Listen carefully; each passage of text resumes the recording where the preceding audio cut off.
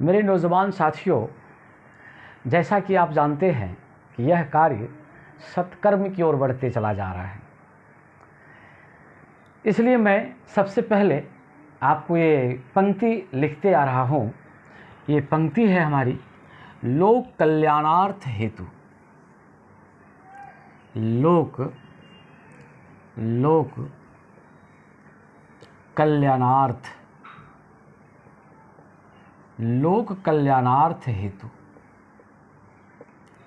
लोक कल्याणार्थ हेतु। बी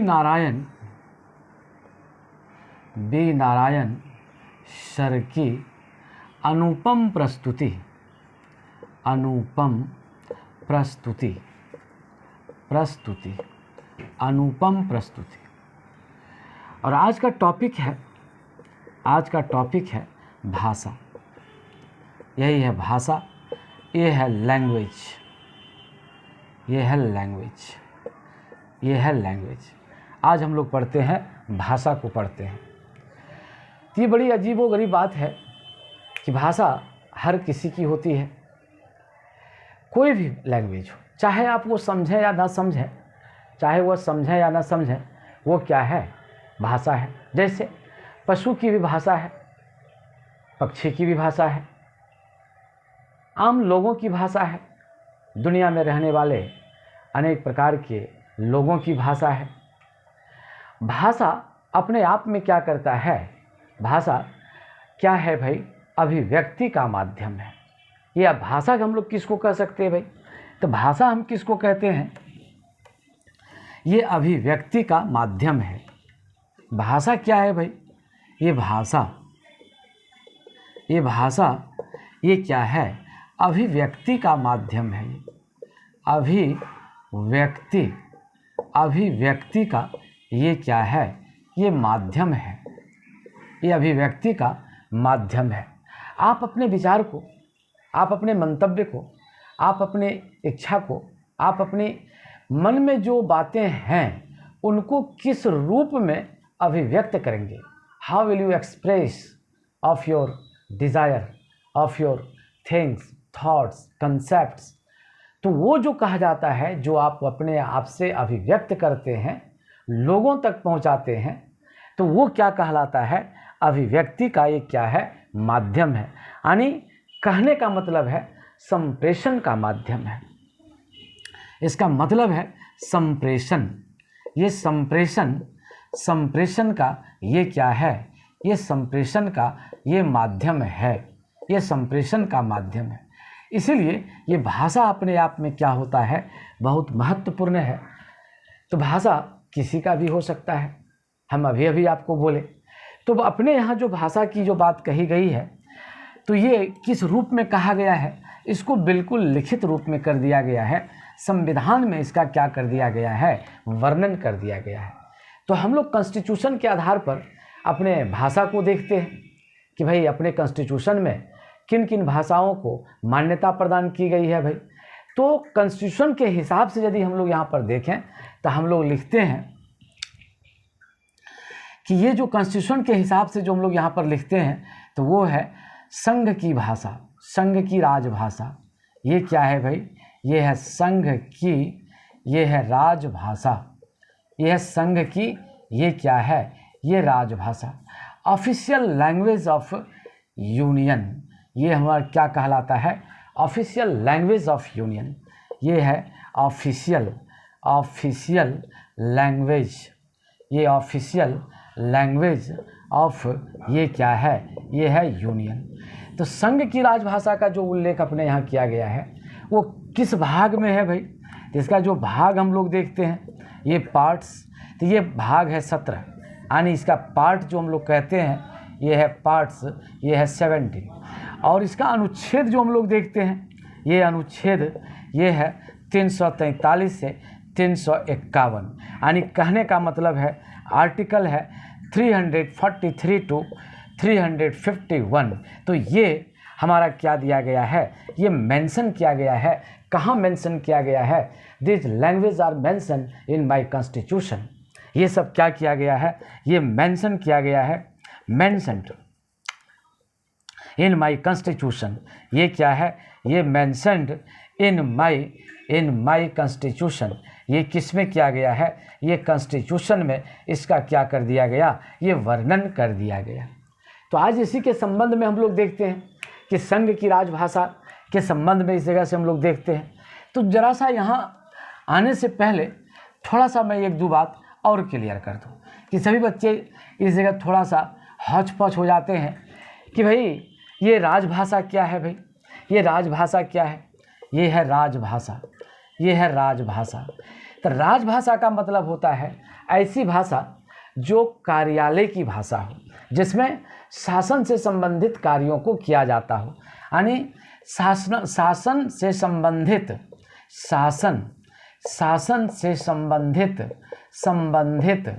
संबंधित अर्थात राजकाज, ये राजकाज की ये क्या है, ये भाषा है। तो ये राजकाज की जो भाषा होती है वो क्या कहलाता है, राजभाषा। यानी इसी को हम लोग क्या कहते हैं, ऑफिशियल लैंग्वेज। यही क्या कहलाता है, ऑफिशियल, ये ऑफिशियल लैंग्वेज कहलाता है। यानी ऐसी भाषा जो कि किस में काम करता हो, लेखन ऑफिशियल कार्यालय में जिस भाषा के माध्यम से काम होता हो वही क्या कहलाता है, राजभाषा कहलाता है। अच्छा, सेकंड पॉइंट हम लोग जैसा देख लें। ये सेकंड पॉइंट में हम लोग जैसा ये देखते हैं भाई, ये सेकंड पॉइंट में हम लोग देख लेते हैं मातृभाषा। ये है मातृभाषा, ये मातृभाषा। तो मातृभाषा जो मदर लैंग्वेज है, ये मदर लैंग्वेज, ये मदर लैंग्वेज, ये मदर लैंग्वेज, ये मदर लैंग्वेज में क्या है भाई, ये मदर लैंग्वेज में क्या है, तो मदर लैंग्वेज में कहता है ऐसी भाषा जो बचपन से हम लोग घर परिवार में सीखे हों, या घर की भाषा। तो ये एक प्रकार से क्या कहा जाता है, ये मातृभाषा कहा जाता है जो बचपन से हम लोग सीखे हैं। और राष्ट्रभाषा क्या है भाई, यहाँ पर जो नेशनल लैंग्वेज है, ये जो राष्ट्रभाषा है,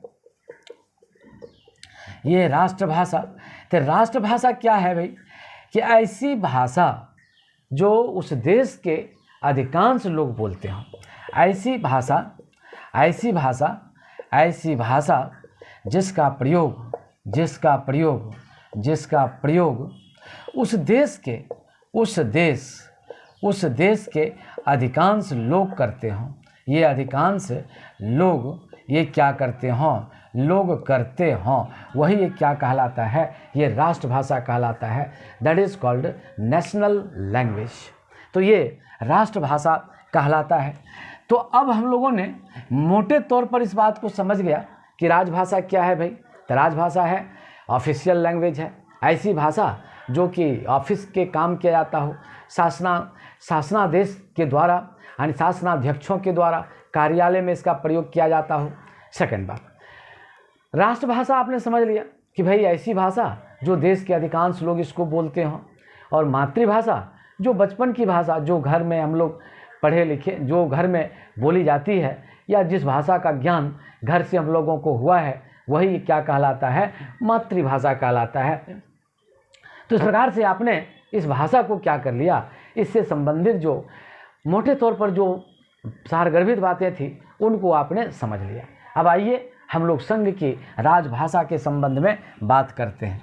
हम लोग यही बात करते हैं संघ की राजभाषा के संबंध में, ये राजभाषा के संबंध में ये बात करते हैं। तो इसमें क्या है, ये आर्टिकल 343 में ये क्या माना गया है, तो हिंदी को क्या मान लिया गया है, ये हिंदी को क्या माना गया है, ये राजभाषा माना है। ये हिंदी को क्या मान लिया गया है, ये राजभाषा है। एकदम आप रिमेंबर रखिएगा, आर्टिकल 343 के अंतर्गत हिंदी को क्या मान लिया गया है, ये राजभाषा मान लिया गया है। सेकंड बात याद रखिएगा। और लिपि इसका क्या होगा भाई, तो ये लिपि क्या हो जाएगा, ये हो जाएगा देवनागरी, ये लिपि हो जाएगा, ये देवनागरी होगा। और एक बात नोट में भी आप याद रख लीजिए, ये नोट में भी याद रख लीजिए कि हिंदी को क्या मान लिया गया है, ये हिंदी को क्या माना है, ये राष्ट्रभाषा माना है। ये हिंदी को क्या मान लिया गया है, ये राष्ट्रभाषा। क्यों, पूरे भारतवर्ष में सबसे ज़्यादा जो बोली जाती है, देन दैट इज़ ये क्या है, ये हिंदी है। इसीलिए हिंदी को भी क्या मान लिया गया है, राष्ट्रभाषा मान लिया गया है। तो इस जगह आप ध्यान से रखिए कि आर्टिकल 343 के अंतर्गत हिंदी को क्या माना गया है, राजभाषा माना गया है। यानी ये ऑफिशियल लैंग्वेज है, कार्यालय की भाषा है, कार्यालय की हिंदी में ही इसमें क्या किया जाएगा, कार्य किया जाएगा। और बहुत सारी बातें हैं, वो बात हम क्रमशः बोलते चले जा रहे हैं। देखिए, तो ये बात हिंदी को तो मान लिया गया, लेकिन समय समय पर क्या हुआ, इसमें संशोधन हुआ, और संशोधन होने के कारण इनकी भाषाएं ये क्या कर दिया गया, इसका स्पेशल प्रोविज़न लाया गया। और संविधान की 8वीं अनुसूची में किस भाषा किसका वर्णन है, तो ये कहता है कि संविधान की 8वीं अनुसूची में ये संविधान की 8वीं ये संविधान की 8वीं अनुसूची में ये संविधान की 8वीं अनुसूची में ये क्या दिया गया है, तो संविधान की जो 8वीं अनुसूची है इसमें क्या किया गया है, भाषा का वर्णन किया गया है। ये भाषा का ये क्या लाया गया है, प्रावधान। ये भाषा का क्या लाया गया है, प्रावधान। ये क्या लाया गया है, ये प्रोविज़न। ये भाषा का ये क्या लाया गया है, ये प्रावधान लाया गया है। तो जिस समय अपना संविधान बनकर के तैयार हुआ उस समय 8वीं अनुसूची में भाषाओं को रखा गया। तो मूल संविधान में 8वीं अनुसूची में कितने भाषा को रखा गया था मूल संविधान में, यानी जब संविधान बनकर के तैयार हुआ मूल संविधान में ये क्या है भाई, तो 8वीं अनुसूची में ये 8वीं अनुसूची में इसमें क्या कर दिया गया, जो कुल भाषा जो रखा गया वह 14 रखा गया। तो ये कुल भाषाओं की संख्या, कुल भाषाओं की संख्या, ये संख्या कितनी रखी गई थी, ये 14 रखी गई थी। आप इसको ध्यान से रखिएगा। ये पूछा जाता है कि मूल संविधान में जो 8वीं अनुसूची में भाषा जो रखे गए थे वो कितना रखा गया था, तो एकदम याद रखा जाए 14 language were mentioned within article within क्या कर सकते हैं शेड्यूल 8th। इसी 8th शेड्यूल में कितने भाषा को रखा गया था, ये 14 भाषा को रखा गया था। लेकिन हम बराबर आपसे भी बच्चों से बोलते हैं कि देखिए संविधान क्या है भाई, यह एक क्या है, स्वस्थ शरीर के समान है। और यदि शरीर को मेंटेन न किया जाए तो फिर शरीर क्या होता है, धीरे धीरे ये क्या होता है, जीर्ण शीर्ण हो जाता है। इसीलिए संविधान में भी क्या चीज़ लाया गया, संशोधन की प्रक्रिया लाई गई। और यदि यह संशोधन की प्रक्रिया नहीं होगी तो फिर यह संविधान हमारा क्या हो जाएगा, अप टू डेट नहीं रहेगा, आउटडेटेड रह जाएगा, स्थिति गंभीर हो जाएगी। लोगों को लगने लगेगा कि नहीं साहब यह संविधान उचित नहीं है। इसलिए समय समय पर जैसे जैसी परिस्थितियां बदली, मांग बदला, उसी के आधार पर 8वीं अनुसूची में भी क्या कर दिया गया, संशोधन कर दिया गया। और धीरे धीरे संशोधन के माध्यम से इसमें नए भाषाओं को क्या करते गया, जोड़ते चला गया।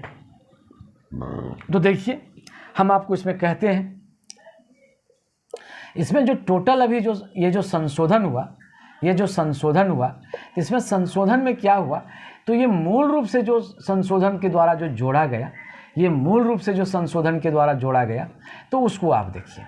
तो हमने तो आपसे कह दिया कि भाई कितनी भाषा है पहले, तो हमने कह दिया कि 14 है। तो मूल संविधान में जो संविधान में था, ये फंडामेंटल कॉन्स्टिट्यूशन में कितने भाषा का वर्णन है, ये 14 है। लेकिन संशोधन हुआ, जब संशोधन हुआ तो उस संशोधन में कब संशोधन हुआ भाई, तो यहाँ पर कहता है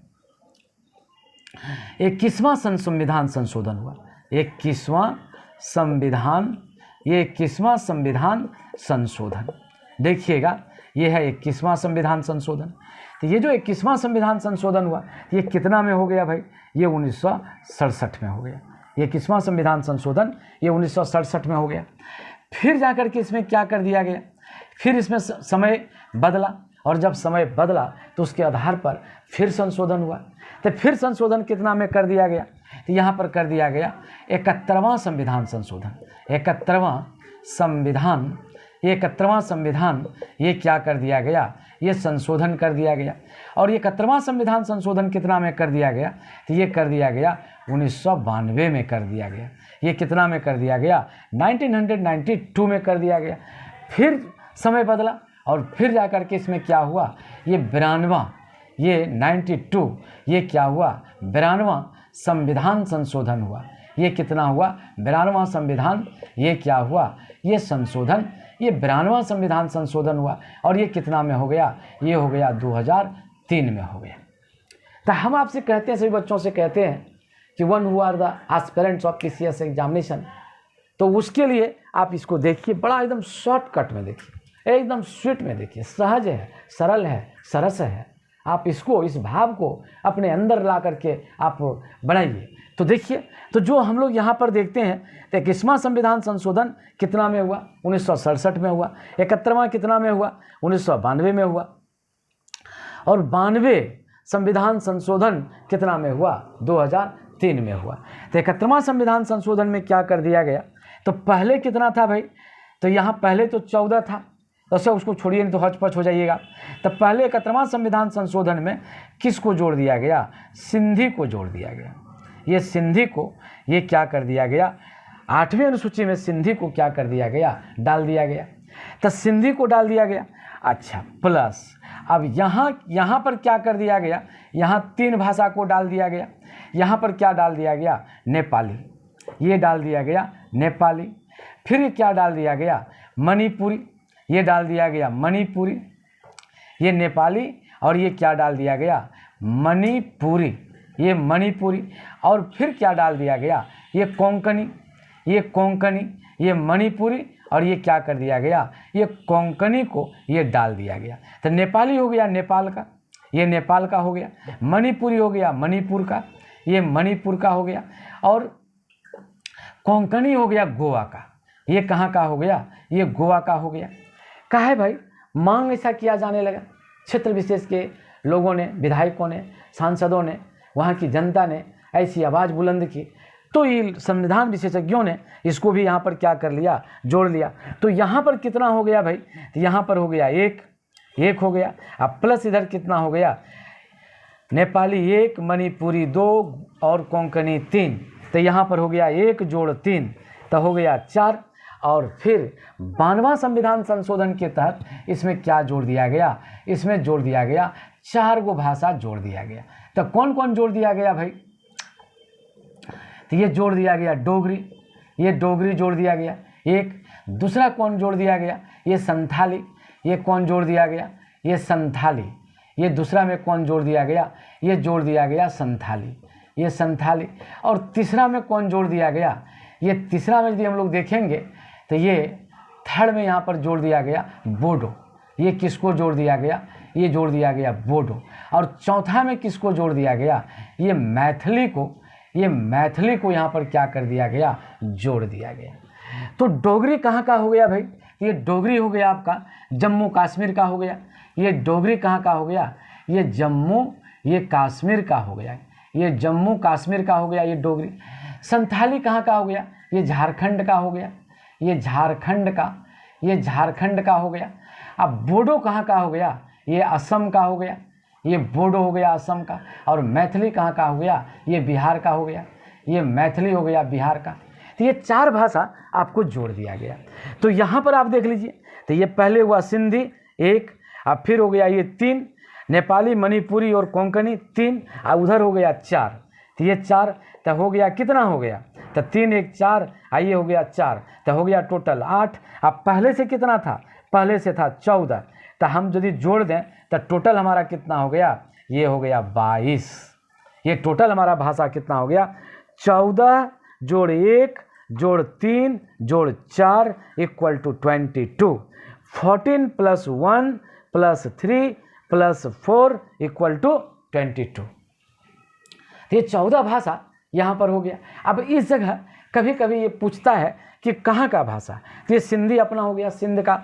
लेकिन यहाँ पर कहिए कि सिंध तो पाकिस्तान में है, लेकिन यहाँ पर सिंधी लोग बड़े पैमाने पर रहते हैं, इस वजह से इसको यहाँ पर रखा गया। और इधर नेपाली कहाँ का, नेपाल का। मणिपुरी कहाँ का, मणिपुर का। कोंकणी कहाँ का, ये गोवा का। अब डोगरी कहाँ का, जम्मू कश्मीर का। हाँ, तो आप देखिए जो चीज़ हमने यहाँ पर लिखा उस चीज़ को हम यहाँ पर एक बार once again I repeat it. आप यहाँ देखिए, तो आप यदि हम कैलकुलेशन करते हैं तो पहले से यहाँ पर देखिए, तो पहले भाषा कितना था 14, फिर कौन जोड़ दिया गया सिंधी तो 1, अब फिर क्या जोड़ दिया गया 3 गो, नेपाली मणिपुरी कोंकणी तो हो गया 3, अब फिर कितना जोड़ दिया गया 4 गो, डोगरी संथाली बोडो और मैथिली तो हो गया 4, तो टोटल हमारा कितना हो गया, ये हो गया 22। तो 8वीं अनुसूची में कुल भाषाओं की संख्या कितनी है, ये है 22। तो ये जो 22 भाषा है, तो ये भाषा, इस भाषा के आधार पर आप ऑफिशियल वर्क, कार्यालय भाषा से संबंधित कार्य आप कर सकते हैं। तो इस प्रकार से ये प्रश्न बराबर पूछा जाता है कि वर्तमान समय में 8वीं अनुसूची में कुल भाषाओं की संख्या कितनी है, तो ये है 22। और समय समय पर जो संशोधन किया गया है, इससे भी प्रश्न पूछता है। तो आप इस जो संशोधित प्रश्न है, संशोधित जो भाषा इसमें डाला गया है, उसको भी आप देख लीजिए। तो इस प्रकार से हम लोगों ने कुल भाषा को कितना देख लिया, हम लोग 22 भाषा को हम लोगों ने देख लिया। अब हम लोग चलते हैं इस जगह, यहाँ से प्रश्न पूछता है, क्लासिकल लैंग्वेज से प्रश्न पूछता है। ये एकदम याद रखिए, ये प्रश्न आया हुआ है। क्लासिकल लैंग्वेज जिसको हम लोग कहते हैं शास्त्रीय भाषा, ये है शास्त्रीय भाषा। शास्त्रीय, इसको हम लोग कहते हैं शास्त्रीय भाषा। ऐसी भाषा जो शास्त्र के अनुकूल हो, क्लासिकल लैंग्वेज, इसी को हम लोग कहते हैं क्लासिकल। ये क्लासिकल, ये क्या कहलाता है, ये लैंग्वेज, ये क्लासिकल, ये क्या कहलाता है, ये क्लासिकल लैंग्वेज कहलाता है। शास्त्रीय भाषा, ऐसी भाषा जो शास्त्र के अनुकूल हो, जिसका अपना क्या हो, साहित्य हो, जिसका अपना क्या हो, प्राचीन काल से वो भाषा क्या हो, चली आ रही हो, देन दैट इज कॉल्ड, ये क्या कहलाता है, शास्त्रीय भाषा। तो अब भारतवर्ष में जो शास्त्रीय भाषा का जो कंसेप्ट लाया गया, ये साहित्य अकादमी के द्वारा लाया गया। तो साहित्य अकादमी के विशेषज्ञों ने, साहित्य अकादमी के विशेषज्ञों ने, साहित्य अकादमी, साहित्य अकादमी के विशेषज्ञों ने, विशेषज्ञों ने क्या किया, एक शास्त्रीय भाषा समिति गठित किया। शास्त्रीय भाषा समिति, शास्त्रीय भाषा, ये भाषा समिति का गठन ये कितना में किया, ये 2004 में किया। एकदम याद रखिएगा, इस बात को आप रिमेंबर रखिएगा कि साहित्य अकादमी के विशेषज्ञों ने शास्त्रीय भाषा समिति का गठन कितना में किया, ये 2004 में किया। और इन लोगों को लगने लगा कि भाई अपने यहाँ शास्त्रीय भाषा, क्लासिकल लैंग्वेज किसको रखा जाए, तो इसका पैमाना क्या हो, इसका मानक क्या हो, इस बात पर इन लोगों ने, कमेटी ने, विशेषज्ञ समिति ने इस पर फोकस डाला और इसका पैमाना निर्धारित किया कि उसी भाषा को शास्त्रीय भाषा के अंतर्गत रखा जाएगा जो निम्न शर्तों को क्या करता हो, पालन करता हो। तो क्या शर्त रखा भाई कि शास्त्रीय भाषा की श्रेणी में किस भाषा को रखा जाए, तो शर्त रखा, पहले शर्त रखा, तो प्रथम बार जो शर्त रखा इसमें, प्रथम बार जो शर्त रखा गया था, ये शर्त रखा गया था कि वो भाषा 2000 साल पुरानी होनी चाहिए। कितने साल पुरानी होनी चाहिए, 2000 वर्ष पुरानी होनी चाहिए। ये पुरानी होनी, ये क्या करिए, ये पुरानी होनी चाहिए। कितना वर्ष पुरानी होनी चाहिए, ये 2000 वर्ष पुरानी होनी चाहिए। तो भाई यदि कोई भाषा 2000 वर्ष पुरानी है तो हम उसको किसके अंतर्गत रखेंगे, we will keep within classical language. तब हम उसको किसके अंतर्गत रख देंगे, वो क्लासिकल लैंग्वेज के अंतर्गत होगा। वो किसके अंतर्गत होगा, कहता है विद इन क्लासिकल लैंग्वेज, ये होगा क्लासिकल। ये किसके अंतर्गत होगा, ये क्लासिकल, ये लैंग्वेज के अंतर्गत ये होगा। लेकिन फिर इसमें संशोधन कर दिया गया, इसको फिर से क्या कर दिया गया, वंस अगेन अमेंडेड इट, इसको फिर से क्या कर दिया गया, संशोधित कर दिया गया और पैमाना रखा गया। इसका जो पैमाना, ये जो रखा गया, वो क्या कहा गया कि नहीं 2000 साल नहीं, 1500 साल पुराना जो भाषा होगा उसे ही शास्त्रीय भाषा के अंतर्गत रखा जाएगा। तब 1500 वर्ष पुराना होना चाहिए। 1500 वर्ष पुराने भाषा को ये क्या किया जाएगा, शास्त्रीय भाषा के अंतर्गत रखा जाएगा। ये शास्त्रीय भाषा भाषा के अंतर्गत इसको क्या किया जाएगा, ये रखा जाएगा, ये रखा जाएगा। तो ये बात ये फिनिश कर दिया गया, कहा कि भाई अब कुछ बदलाव नहीं होगा, now there will not be any change. ये अब कहा कि इसमें कोई बदलाव नहीं होगा, और इसी के आधार पर पैमाना तय कर दिया गया कि भाई यही क्या कहलाएगा, शास्त्रीय संगीत, शास्त्रीय भाषा के दर्जा में इसको डाल दिया गया। तो अब कहता है कि शास्त्रीय भाषा में किसको किसको रखा गया भाई, तो शास्त्रीय भाषा में जो रखा गया तो इस प्रकार से आप देखिए, ये जो शास्त्रीय भाषा के अंतर्गत जो ये रखा गया तो इस प्रकार से आप देख लीजिए, ये ज़्यादा आपको सरल और सहज होगा। ये किसके अंतर्गत रख दिया गया, इसको आप ध्यान से आप इस जगह से आप देख लीजिए। तो यहाँ पर आपको जो पड़ जाता है तो यहीं पर पड़ता है केरल। तो ये पोर्शन जो हो गया ये हो गया केरल, ये क्या पड़ गया, ये हो गया केरल। तो केरल का जो भाषा है ये है मलयालम, ये क्या है, मलयालम। तो ये मलयालम को ऐसी जगह आपका जो पड़ जाता है तो ये पड़ जाता है तमिलनाडु, ये क्या पड़ जाता है, तमिलनाडु। और यहीं की भाषा क्या है, तो यहीं की भाषा पड़ जाती है तमिल, ये है तमिल, ये तमिल, ये हो गया मलयालम। तो ये हो गया एक, ये हो गया दो, यहीं पर है आंध्र प्रदेश।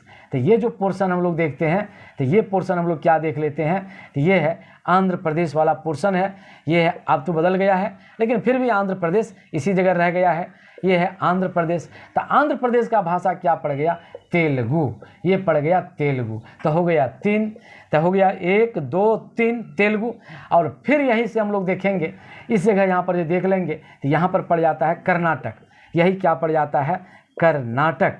तो यहाँ का भाषा क्या हो गया, कन्नड़, यही क्या हो गया, कन्नड़। तो इसको कन्नड़ हो गया, तो ये हो गया 4। इसके बाद ये जो पोर्शन आप देखिएगा, ये पोर्शन पड़ गया उड़ीसा, यही पोर्शन क्या पड़ जाता है, उड़ीसा। तो इसी को हम लोग कहते हैं उड़िया। तो ये हो गया 5, ये 5 हो गया। और ये जो सर्वाधिक महत्वपूर्ण भाषा है देन दैट इज संस्कृत, तो ये हो गया 6। तो ये टोटल कौन हो गया, ये हो गया संस्कृत, तो ये हो गया 6, ये छठा भाषा। तो ये 6 भाषा को क्या कर दिया गया, ये रख दिया गया किसके अंतर्गत, शास्त्रीय भाषा के अंतर्गत रख दिया गया। तो हम यदि कुल भाषा को यदि देखते हैं, यदि हम शास्त्रीय संगीत की शास्त्रीय भाषा को यदि देखते हैं तब वो कितना हो जाता है भाई, तो शास्त्रीय भाषा, तो ये शास्त्रीय भाषा को यदि हम लोग देखते हैं तो ये कितना हो गया, तो ये हो गया तमिल, ये हो गया तमिल एक, दूसरा हो गया तेलुगु, ये हो गया तेलुगु, ये तीसरा हो गया आपका कन्नड़, तीसरा हो गया कन्नड़, ये हो गया कन्नड़, पांचवा हो गया ये केरल, चौथा हो गया माने मलयालम, ये है मलयालम, ये है मलयालम। तो कितना हो गया आपका, तमिल 1, तेलुगु 2, कन्नड़ 3, मलयालम 4, और ये क्या हो गया, उड़िया, ये हो गया, ये हम लोग देखते हैं, ये हो गया उड़िया, ये कितना हो गया, ये उड़िया। तो ये हो गया 5। और ये भाषा हम लोग कौन देख लेते हैं, ये है संस्कृत, यही है देववाणी, ये है संस्कृत। तो कुल हो गया 6। तो कितना हो गया भाई, 1, ये 2, 3, 4, 5, 1, 6। लेकिन नोट में हम आपको लिख देते हैं, नोट में सबसे पहला